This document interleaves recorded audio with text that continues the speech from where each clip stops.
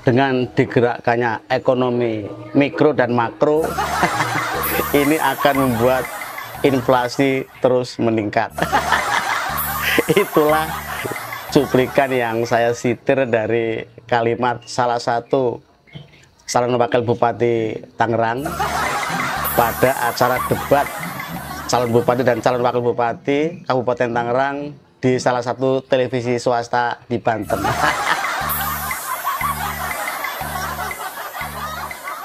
Jangan sampai inflasi meningkat, ini malah diharapkan inflasi bisa terus meningkat.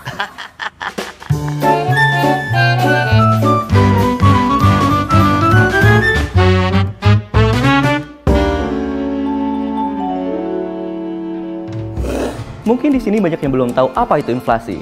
Inflasi bisa diartikan sebagai harga barang dan jasa yang naik secara umum dan terus-menerus. Contohnya, dulu dengan uang 10.000 kita bisa jajan di warung pakai nasi, sayur, telur dadar, ayam, dapat es teh manis lagi. Sekarang mana bisa? Sekarang dengan uang 10.000 kita cuma bisa dapat nasi, sayur, telur dadar, teh tawar. Untung sama-sama enak. Tapi kalau yang naik harganya cuma satu atau dua barang, itu nggak bisa disebut inflasi. Kalau semua barang harganya naik dan itu terjadi secara terus-menerus, itu baru disebut inflasi. Penyebab inflasi bisa bermacam-macam, tapi umumnya ada 3 macam. Pertama, inflasi yang disebabkan oleh volatile food atau harga makanan yang bergejolak. Apa sih maksudnya bergejolak? Jadi gini, petani kita panennya nggak selalu lancar guys. Kadang mereka bisa gagal panen yang diakibatkan oleh cuaca buruk atau bencana.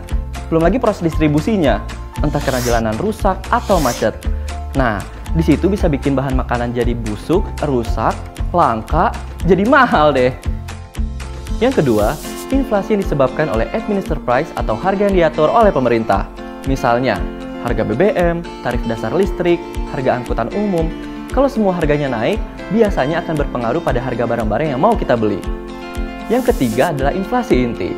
Inflasi barang atau jasa yang dipengaruhi oleh perubahan ekonomi secara umum atau global, seperti nilai tukar rupiah terhadap mata uang asing. Jadi, kalau nilai rupiah melemah atau menguat, itu akan berpengaruh pada keseimbangan permintaan atau penawaran yang pada akhirnya akan berdampak pada perubahan harga. Jadi inflasi udah pasti jelek? Enggak juga. Inflasi itu dampaknya macam-macam. Kalau dilihat dari sisi negatifnya, karena daya beli masyarakat terus menurun. Ya iyalah, kan harga barang jadi pada naik. Tapi, ada juga sisi positifnya. Dengan inflasi, kita jadi tahu bahwa aktivitas perekonomian terus berjalan. Itu tandanya proses permintaan dan penawaran terus terjadi. Asalkan inflasinya tetap terjaga. Makanya, Bank Indonesia dan pemerintah terus berupaya agar inflasi tetap stabil. Menjaga inflasi bukan hanya tugas Bank Indonesia dan pemerintah aja. Kita juga bisa ikut menjaga inflasi agar tetap stabil dengan cara pola berbelanja bijak. Cabenya mana? Debat calon bupati dan calon wakil bupati di Kabupaten Tangerang ini memang menjadi momen yang ditunggu-tunggu oleh seluruh masyarakat di wilayah Kabupaten Tangerang. Karena lewat debat calon bupati dan calon wakil bupati ini, masyarakat kita semua bisa melihat sejauh mana kualitas para calon yang akan memimpin Kabupaten Tangerang dalam 5 tahun ke depan. Sekali lagi, debat calon bupati dan calon wakil bupati ini menjadi momen yang ditunggu-tunggu oleh masyarakat di Kabupaten Tangerang. Karena ada 3 pasang calon, 3 begini. Kalau begini 2, ada 3 pasangan calon yang diantaranya 2 pasang calon ini diusung oleh partai politik dan selebihnya diusung secara independen atau dari jalur perseorangan. Dan pada saat debat calon bupati dan calon wakil bupati ini, wow, yang nonton luar biasa. Dan dari sinilah masyarakat Kabupaten Tangerang bisa menakar sejauh mana kualitas para calon-calon pemimpin di Kabupaten Tangerang ini ya. Mana yang layak, mana yang tidak layak, disinilah akan ditunjukkan kepada masyarakat. Dan jelas pada saat debat capres, maaf bukan capres ya, ini mulutnya masih capres terus. Pada saat debat calon bupati dan calon wakil bupati semalam ya, masyarakat Kabupaten Tangerang sudah melihat seperti apa kualitas para calon bupati yang akan bertarung 27 November 2024 yang akan datang. Silakan masyarakat Kabupaten Tangerang memilih sesuai dengan hati nurani. Milihnya nggak usah banyak-banyak ya. Jangan dipilih semua.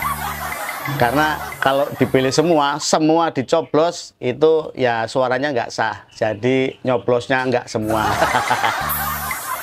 Lalu dari 3 pasang calon bupati dan wakil bupati Kabupaten Tangerang ini, kira-kira siapa yang paling berkualitas dan layak memimpin Kabupaten Tangerang?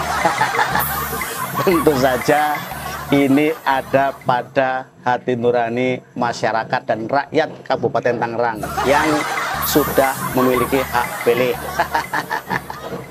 Dan semalam ya sudah dibuktikan sejauh mana, sehebat apa, sekeren apa para calon-calon ini berdebat, berargumentasi, dan menyampaikan visi misinya.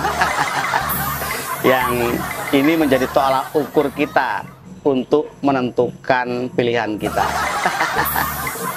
Buat masyarakat Kabupaten Tangerang yang ingin kesejahteraan, ingin kemajuan, ingin lebih gemilang, semalam silahkan dinilai sendiri.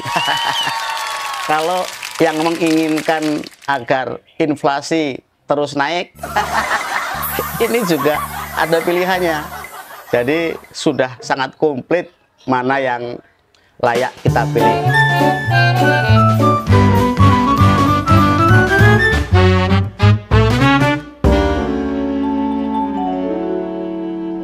Kalau boleh beropini, saya sebagai masyarakat, sebagai rakyat kecil, ya berharap inflasi di Kabupaten Tangerang ini ya bisa ditekan, bukan malah ditingkatkan.